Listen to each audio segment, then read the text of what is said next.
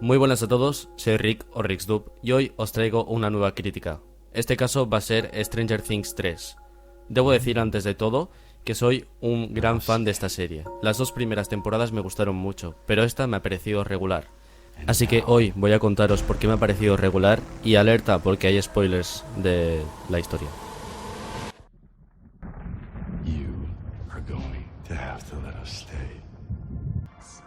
En la primera escena del primer capítulo de esta temporada ya te muestran el que va a ser el conflicto y el objetivo de los personajes. El conflicto es que hay unos rusos científicos que han vuelto a abrir el portal y el objetivo de los personajes va a ser volver a cerrar el portal. Entonces, esto está bien, ¿por qué? Porque ya capta tu atención y el resto del primer capítulo es para ponerte en situación de lo que está haciendo cada personaje. Uno está trabajando en un sitio y otro está trabajando en otro.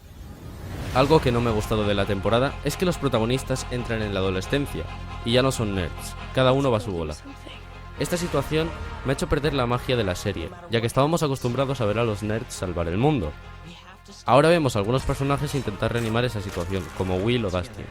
Pero la adolescencia es un cambio que todos sufrimos y al fin y al cabo hay que aceptarlo. Todos los que hemos visto esta temporada nos hemos dado cuenta de que han jugado con todos los personajes separándolos en grupos y no hay protagonista. Yo al principio pensé que sería mala idea separarlos, pero sí que es verdad que ibas empatizando con ellos medida avanzaba la temporada.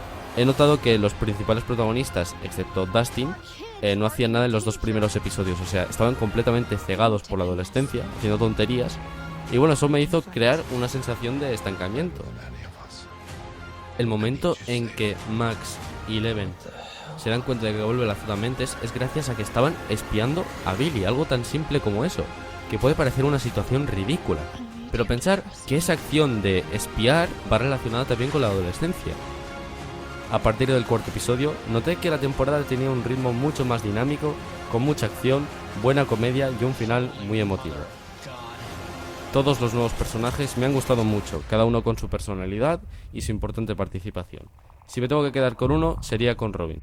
En conjunto yo diría que es la peor temporada de Stranger Things, pero ojo, eso no significa que sea mala. Y mi nota final es un 7/10. Espero que os haya gustado esta crítica, y si ha sido así, por favor dejad un like, suscribiros y nos vemos en el siguiente vídeo. Adiós.